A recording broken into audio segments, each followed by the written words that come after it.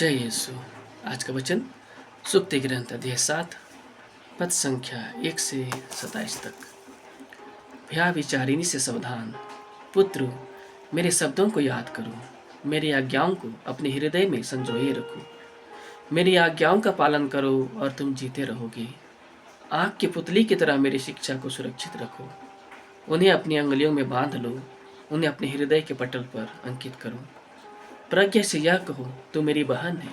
समझदारी को अपनी कुटुंबिनी समझो। वे तुमको पर स्त्री के चाल से, व्यभिचारिणी के सम्मोहक वचनों से बचाएगी। एक दिन मैंने अपने घर की खिड़की से अपने झरोखे से बाहर झांका।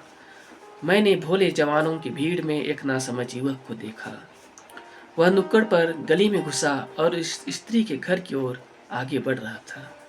उस समय दिन का प्रकाश धुंधला रहा था, रात का अंधेरा गहरा होता जा रहा था। वह स्त्री वेश्या जैसे कपड़े पहने निर्लज होकर उससे मिलने आई। वह चंचल और उछल है, उसके पैर घर में नहीं टिकते। वह गली में, कभी बाजार में, वह हर नुक्कड़ पर घात में रहती है। वह उस युवक से लिपट कर उसका चुंबन करती और निर्लजता से उससे यह कहती है, मैं शांति बलि चढ़ा चुकी हूँ, मैं अपनी मन्नतें पूरी कर चुकी हूँ, इसलिए मैं तुमसे भेंट करने बाहर निकली और तुम मुझे मिल गए। मैंने मिस्र की रंगीन छालटी से अपना बिस्तर सजाया है। मैंने अपनी सैया को गंधरस, अगरू और दालचीनी से सींचा है। आओ हम सवेरे तक रमन करें, प्रेम का उत्सव मनाते रहें। मेरा पति घर पर नहीं है, वह एक लंबी यात्रा पर बाहर है।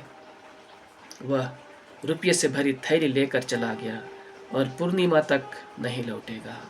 वह मीठी मीठी बातों से उसे पथ भ्रष्ट करती है। वह सम्मोहक शब्दों से उसे बहकाती है।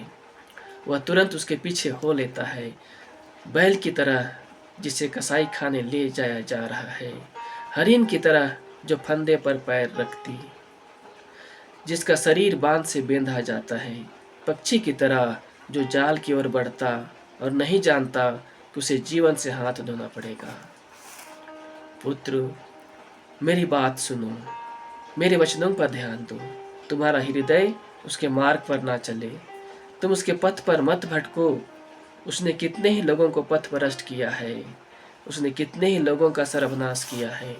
उसका घर अधोलोक का मार्ग है, वह मृत्यु के अंधकार में घर की ओर ले जाता है।